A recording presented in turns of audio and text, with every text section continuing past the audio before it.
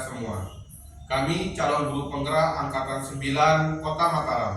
Saya Afri Rahmat SPD dari SDN 1 Cakra Negara. Saya Azwan Umar Wahyu Surenggana SPD dari SDN 19 Cakra Negara. Saya Niwayan Kertasini dari SDK Santo Antonius Cakra Negara. Kami akan melaksanakan tugas demonstrasi kontekstual modul 2.3 coaching supervisi akademik. Guru penggerak, tergerak, bergerak, menggerakkan. Selamat menyaksikan.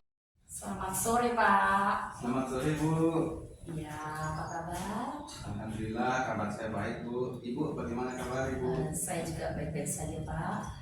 Baik, sebelum melakukan coaching, saya akan menyampaikan beberapa hal tentang rubrik penilaian coaching. Iya Bu. Saya akan mengamati jalannya coaching yang Bapak lakukan sesuai alur Tirta dan menerapkan 3 prinsip coaching. Kira-kira kompetensi yang akan Bapak kembangkan apa saja? Iya Bu. Jadi nanti dalam kegiatan coaching ini saya akan mengembangkan kompetensi kehadiran penuh, kemudian mendengar aktif, dan yang ketiga adalah mengajukan pertanyaan berbobot. Iya. Dari 3 kompetensi tersebut, mana yang akan menjadi titik fokusnya Bapak untuk dikembangkan? Oh iya, jadi dari ketiga kompetensi tersebut saya spesifik akan mengambil kompetensi mendengar aktif dan mengajukan pertanyaan berbobot. Iya, berarti mendengarkan aktif dan mengajukan pertanyaan berbobot. Iya Bu. Iya. Apa indikator ketercapaian dari tujuan pengembangan yang Bapak inginkan? Oh iya, jadi nanti selama kegiatan coaching berlangsung, saya ingin mengembangkan kemampuan dari coach saya ini untuk bisa menggali potensinya sendiri dalam menghadapi atau memecahkan masalah yang sedang dihadapi oleh coach ini. Artinya coach bisa mencari solusinya sendiri atas apa yang sedang terjadi pada lingkungan belajarnya. Ya, baik Pak, terima kasih atas penjelasan Bapak. Silakan Bapak melakukan coaching. Baik Bu, terima kasih juga Ibu telah melaksanakan program ini. Terima kasih sekali lagi. Ya, selamat sore. Selamat sore Bu. Assalamualaikum Pak Wan. Waalaikumsalam warahmatullahi wabarakatuh. Bagaimana nih Pak Afri? Apa kabarnya hari ini? Alhamdulillah baik, tapi saya ini ada masalah sedikit ini di sekolah. Jadi begini Pak Wan, ya jadi masalah saya ini tentang manajemen waktu. Akhir-akhir ini kan di akhir tahun ini saya sekali tidak bisa membagi waktu. Jadi di mana tugas saya itu sebagai bendahara harus membuat laporan. Di samping itu juga saya harus melaksanakan tugas sebagai seorang pendidik. Jadi tugas utama saya ini kan sebagai seorang pendidik. Nah, bagaimana saya bisa ini melaksanakan tugas utama saya tanpa mengabaikan tugas-tugas yang lain. Oke. Wah, ini menarik sekali nih Pak Afri ya. Topiknya topik coaching kita kali ini. Iya. Memang sebagai seorang guru, selain tupoksinya sebagai seorang guru, tidak menutup kemungkinan juga ya. Betul. Bagi seorang guru itu ada tugas-tugas tambahan. Seperti yang Pak Afri sampaikan tadi, Iya. sebagai bendahara atau membantu di situ dalam kegiatan sekolah ya Pak Afri ya. Iya. Nah sekarang dari permasalahan yang Pak Afri sampaikan tadi, Iya. apa nih kira-kira selama kurang lebih nih sekarang kita diskusikan nih kurang lebih 20 lah sampai 30 menit. Nah kira-kira dari permasalahan yang Pak Afri hadapi ini, ada nggak tujuan atau harapan yang ingin Pak Guru Afri dapatkan dari kegiatan coaching di sore hari ini? Ya, jadi begini Pak Wan, jadi akhir-akhir tahun ini kan kita banyak sekali kesibukan. Jadi belum kita melaksanakan tugas sebagai pendidik karena mau ulangan akhir semester. Betul. Kita harus buat soal, kemudian memberikan materi-materi yang belum kita sampaikan, ya. Kemudian apalagi tugas sebagai bendahara menyelesaikan laporan akhir tahun. Jadi di sini yang ingin saya mau sampaikan kepada Pak Wawan, bagaimana sih bisa mengatur waktu atau manajemen waktu supaya kedua-dua tugas ini, ya, baik tugas utama sebagai pendidik, kemudian tugas yang lainnya bisa diselesaikan. Itu Pak Wawan. Iya. Oke, sekarang dari masalah itu langkah apa yang pertama kali bisa Pak Guru Apri apa ya istilahnya diutamakan gitu, kira-kira menurut Pak Guru Apri dari tugas pokoknya dan tugas tambahan, kira-kira menurut pandangan Pak Apri nih yang mana yang akan didahulukan terlebih dahulu? Oh, yang pertama kalau menurut saya sini Pak Wan, ya, untuk menyelesaikan masalah ini sebenarnya saya harus membuat jadwal, jadinya jadwal bagaimana supaya waktu itu bisa saya manajemenkan, ya. Jadi saya harus memprioritaskan dulu tugas saya sebagai pendidik. Itu yang pertama. Kemudian yang kedua, memanfaatkan waktu yang luang. Jadi di sini kan di mata pelajaran agama, mungkin di PJWK, itu bisa saya melaksanakan tugas di luar saya sebagai pengajar. Mungkin itu solusi saya mungkin untuk semua ini. Betul sekali Pak Apri ya. Jadi Pak Apri ini sudah punya bayangan. Ya. Nah sekarang bagaimana pintar-pintarnya Pak Apri mengatur manajemen waktunya itu, ya tentu dengan tidak melupakan mana yang tugas pokoknya sebagai seorang guru, kemudian menjalankan tugas tambahan juga sebagai seorang guru di sekolah. Ya. Oke Pak Apri, luar biasa Pak Apri ya. Memang Kalau gitu, ya. kita sebagai pendidik ada tugas-tugas yang lain soalnya, ya. Ya. Oke, makin seru aja nih Pak Apri. Iya. Oke, kemudian rencana nih sekarang. Ya. Rencana Pak Apri ke depan. Menurut Pak Apri, apa langkah atau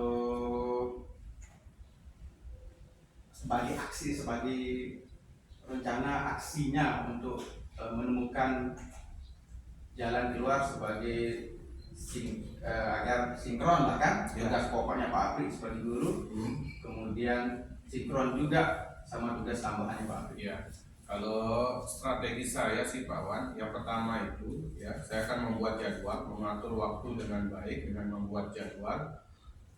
Ya, jadi tugas utama itu saya harus mengajar dulu, ya. Kemudian membuat jadwal tentang tugas tambahan saya. Artinya saya akan memprioritaskan tugas tambahan ini mana yang mendesak dulu. Ya, jadi itu yang saya akan prioritaskan dulu. Jadi saya harus buat jadwal mana tugas-tugas yang harus diselesaikan terlebih dahulu, ya, setelah menjalankan tugas utama sebagai pendidik. Kemudian saya akan bekerja sama dengan rekan kerja saya, ya. Artinya di sini saya harus terbuka, membagi-bagi pekerjaan seandainya saya tidak bisa melaksanakan tugas tersebut. Jadi yang pertama tadi membuat jadwal, mengatur waktu, ya, kemudian memprioritaskan tugas mana yang akan didahulukan diselesaikan. Begitu mungkin Pak Wan. Oke. Ya, perlu memangnya sebuah jadwal itu perlu jadwal prioritas. Apalagi sekarang di akhir tahun ya, Iya, ada tahun ini. dekat sama ujian penilaian sematik, Betul. kemudian penulisan rapor belum Iya. lagi, ya kita tahulah kerjaannya bendahara itu seperti apa, Iya. apalagi di akhir tahun. Ya, kira-kira tujuan dari rencana Pak Apri itu apa? Tadi kan ada rencana yang Pak Guru mau kerjakan, misalnya seperti membuat jadwal tadi ya, itu rencana aksinya. Nah, tujuan yang Pak Guru Apri harapkan dari rencana yang Pak Guru buat itu apa? Jadi tujuan saya membuat jadwal ini supaya saya bisa menyelesaikan tugas utama ya. Pertama sebagai pendidik itu ada beberapa tugas yang harus selesaikan. Yang pertama pembuatan soal ya, kisi-kisi soal, kemudian melaksanakan mengawasi anak-anak yang sedang ujian ya. Kemudian nanti dilanjutkan dengan perekapan nilai raport, kemudian menulis raport dan sebagainya. Nah, di situ juga ada tugas tambahan yang harus saya selesaikan juga seperti laporan itu. Jadi tujuan saya ini semua tugas ini dapat diselesaikan pada waktunya sesuai dengan jadwal yang telah ditentukan. Itu mungkin tujuan utama saya. Ya, bagus ini. Ini sebuah rencana aksi dan tujuan yang sekiranya nanti Pak Apri jalankan dengan baik, insya Allah nanti akan ketemu pada satu titik di mana tugas-tugas Pak Apri ini bisa terselesaikan dengan baik. Seperti tadi Pak Apri sudah buat solusi dari rencana aksinya, yaitu membuat jadwal, kemudian mengutamakan dulu prioritas tugasnya, kemudian mengambil kira-kira dari mana tugas yang mana dulu yang lebih dekat yang harus diselesaikan. Itu sudah bagus sekali rencana dari Pak Apri. Tinggal sekarang bagaimana bentuk tanggung jawab atau dari sebuah komitmen yang Pak Guru Apri ini buat ya sebagai bentuk tanggung jawabnya. Nah, dari rencana aksi tersebut butuh sebuah komitmen, jangan sampai sarananya rencana aksinya saja, tapi butuh juga komitmen sebagai bentuk tanggung jawab. Nah, sekarang jadi sebagai komitmen itu siapa yang Pak Apri mau libatkan di sini dalam mensukseskan rencana yang Pak Apri mau buat? Ya, jadi yang saya libatkan di sini untuk mendukung rencana aksi saya. Ya, setelah saya membuat jadwal, nanti saya akan konsultasikan dulu dengan kepala sekolah. Jadi saya harus bertanya dulu mana tugas yang harus diselesaikan terlebih dahulu. Ya, setelah melaksanakan tugas saya sebagai pendidik, kemudian saya harus bekerja sama nih dengan teman-teman ini. Jadi saya harus membagi-bagi tugas tambahan yang saya belum selesaikan sehingga nanti saya dapat terbantu. Mungkin itu Pak Wan. Ya. Perlu adanya koordinasi ya Pak Apri ya. Ya. Baik itu bersama kepala sekolah, Ya. kemudian juga koordinasi juga dengan rekan guru yang lainnya, rekan sejawat lainnya. Baik. Ya, untuk kemudian tindak lanjut nanti Pak Apri ini, tindak lanjut dari rencana yang Pak Guru buat sejauh ini kira-kira bagaimana menurut Pak Apri? Tidak lanjutnya, jadi setelah saya melaksanakan mengatur waktu yang membuat jadwal dan sebagainya, saya akan melaksanakan sesuai jadwal untuk pelaksanaan tugasnya. Ya, jadi intinya tugas pokok sebagai pendidik dulu diutamakan. Nah, setelah itu baru melaksanakan tugas-tugas yang lain. Oke, baik.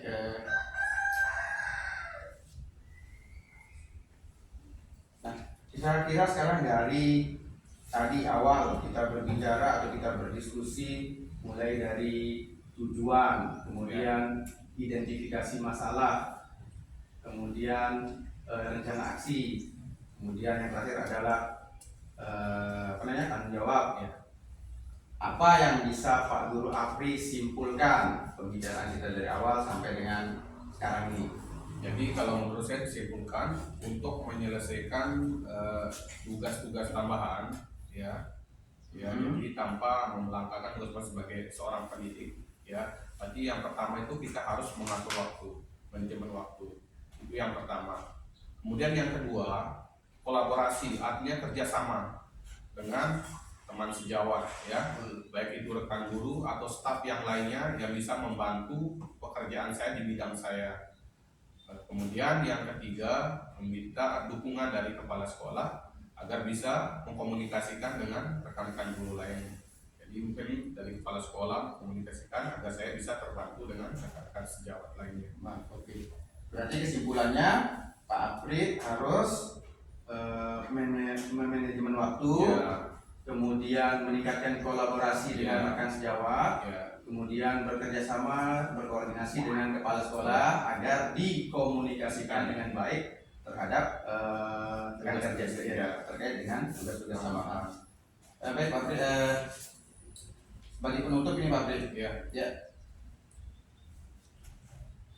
Tidak terasa nih Pak Pri, kita sudah sampai di pembicaraan diskusi kita yang terakhir, karena kurang lebih ini sudah kurang lebih 20 menitan. Semoga apa yang diharapkan oleh Pak Apri dapat terlaksana dan tujuan tercapai, terutama membagi waktu di sini yang saya juga tahu itu pekerjaan sebagai seorang guru dan juga sebagai seorang bendahara. Semoga apa yang Pak Apri niatkan, Pak Apri rencanakan itu bisa Pak Guru laksanakan, karena tadi saya sudah menangkap solusinya Pak Apri bagaimana, kemudian tanggung jawab dan komitmennya bagaimana. Tinggal sekarang proses pelaksanaannya Pak Apri ya. Baik, terima kasih Pak Apri waktunya. Lain kali kita diskusi lagi Pak Apri ya, kalau ada permasalahan ya sampaikan saja. Justru saya terima kasih nih. Jadi Pak Wawan ini telah membuat pikiran-pikiran saya ini bisa menemukan solusinya. Jadi kan intinya dari coaching ini kan membangun sebuah kemitraan Pak Apri. Bagaimana kita berdiskusi bagi seorang mitra agar coach dan coach ini menemukan, terutama pada coachnya menemukan bahkan menggali potensi yang ada sebenarnya pada dirinya sendiri. Baik Pak Apri, terima kasih Pak Apri, sekali lagi terima kasih. Mohon maaf kalau ada salah kata. Terima kasih. Assalamualaikum warahmatullahi wabarakatuh. Terima kasih Pak Apri. Ya, selamat sore Pak. Kita bertemu lagi nih. Ya, selamat sore Bu. Ya, bagaimana perasaannya setelah melakukan coaching? Ya, tentunya perasaan saya ada rasa ragu, kemudian rasa grogi pasti ada Bu, karena untuk menggali dengan cara mengajukan pertanyaan berbobot itu kan suatu hal yang mungkin saya rasa ini belum terbiasa saya lakukan Ibu. Ya baik, tapi usahanya sudah maksimal Pak, sudah bagus sekali. Nah, kira-kira apa yang menjadi indikator ketercapaian pengembangan yang diinginkan setelah melakukan coaching? Iya, jadi kan pada saat pra observasi itu saya sampaikan indikator yang ingin saya capai itu berupa mendengar dengan baik, kemudian mengajukan pertanyaan berbobot. Dua hal ini sudah saya coba lakukan semaksimal mungkin. Iya baik. Selanjutnya saya akan menyampaikan hasil pengamatan saya terhadap kegiatan yang Bapak lakukan, kegiatan coaching yang Bapak lakukan. Ya baik Bu. Ya, dan berdasarkan pengamatan saya, Bapak sudah melakukan alur cerita dengan baik, sehingga coachingnya dapat menyampaikan dari tujuan, kemudian menyampaikan masalahnya, kemudian rencana aksi yang akan dilakukan, serta sudah menyampaikan komitmen tentang bagaimana dia akan melaksanakan aksinya. Nah, untuk kompetensi coaching sudah Bapak lakukan juga. Jadi Bapak sudah hadir sepenuhnya ketika melakukan coaching, kemudian mendengarkan aktif. Saya lihat sudah bagus sekali, serta mengajukan pertanyaan-pertanyaan berbobot itu sudah oke ya, intinya istilahnya itu oke sekali. Nah, demikian juga dengan prinsip coaching, kemitraan, proses kreatif dan memaksimalkan potensi itu sudah tampak. Namun ada sedikit yang ingin saya sampaikan, mungkin bukan berarti kekurangan Pak ya, saya memberikan tanggapan sedikit. Mungkin tadi belum menanyakan bagaimana hambatan yang mungkin terjadi ketika coaching itu akan melaksanakan rencana aksinya. Mungkin sedikit itu yang belum. Iya Bu, jadi memang seharusnya saya di situ tadi ketika melaksanakan proses coaching, saya seharusnya bisa lebih mengeksplor lagi Bu, mengeksplor lebih dalam lagi, mengajukan pertanyaan-pertanyaan berbobot lagi. Jauh mungkin pertama tadi yang seperti Ibu sampaikan, levelnya, kemudian apa namanya, masalah hambatan gitu, hambatan yang terjadi. Perlu menggali kira-kira masalahnya Kuci itu dia sekarang tuh dia di tahap yang berapa? Kalau dari level 1 sampai 10 itu dia ada di mana? Supaya dia bisa meningkatkan ke level yang ke berapa? Gitu. Saya memang kurang ekspor lagi tadi seperti yang saya sampaikan tadi di tingkat level dari 1 sampai 10. Baik. Setelah melakukan coaching tadi, hasil yang Bapak dapatkan dari kegiatan ini apa? Ya, saya memiliki peningkatan pemahaman bagaimana melakukan coaching dengan alur tirta dan menerapkan kompetensi coaching ini yang baiknya itu bagaimana. Itu saya mendapatkan pemahaman di situ. Ternyata melakukan coaching dengan alur tirta perlu memperhatikan beberapa indikator-indikator sebagai pertanyaan yang diajukan agar menghasilkan pertanyaan-pertanyaan yang berbobot yang sesuai dengan alur. Karena kita situasional ya Pak ya, mengajukan pertanyaan itu situasional. Jadi supaya bagaimana mengarahkan, menggiring dan memudahkan coaching untuk memberikan pendapatnya, solusi yang diinginkan. Nah selanjutnya dengan pengalaman ini, kira-kira apa yang ingin lebih ditingkatkan, ingin dicapai selanjutnya? Ya, tentunya saya ingin terus meningkatkan dan mengembangkan kemampuan coaching saya sehingga dapat membantu baik itu di rekan guru ataupun nanti di dalam kelas itu pada siswa, bagaimana kita menggali yang perlu saya tingkatkan, membantu coach saya untuk menggali potensinya sendiri agar belajar menemukan solusi dari masalah yang sedang dihadapinya, Bu. Iya, kalau saya simpulkan, jadi Bapak itu sudah menyadari betul ya manfaat coaching pada dasarnya. Ya, alhamdulillah dari kegiatan pemahaman kemudian pada saat coaching mendapatkan pemahaman yang baik ya, Bu. Baik Pak, demikian segala sesuatunya, sukses selalu buat Pak Wawan ke depan. Terima kasih juga Ibu telah didampingi dari pra-supervisi sampai dengan pasca supervisi observasi. Terima kasih ibu-ibunya. Selamat sore juga Ibu. Selamat sore Pak.